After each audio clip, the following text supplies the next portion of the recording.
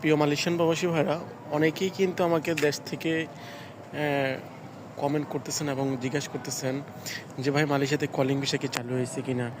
যে রাষ্ট্রীয় প্রতিষ্ঠান বায়োসেলের মাধ্যমে একটা বিজ্ঞপ্তি দেখেছেন আপনারা, যে লোক নিতেছে।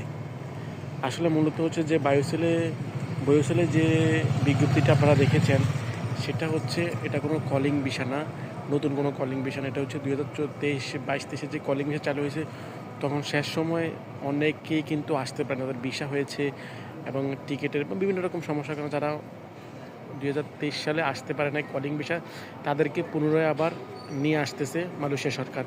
ওই নোটিশটাই কিন্তু বায়োসেল আবার নতুন করে দিয়েছে। এটা কোনো নতুন কোনো কলিং ভিসা না। কেউ বিভ্রান্ত হবেন না, বিভ্রান্ত হওয়ার কোনো প্রয়োজন নাই। এটা হচ্ছে পুরানো কলিং ভিসা, যেটা অতীতে চালু হয়েছে। ওদের থেকে যারা আসতে পারে নাই, তাদেরকেই কিন্তু বায়োসেল নিয়ে আসতেছে। আশা করি ভালো থাকবেন, সুস্থ থাকবেন।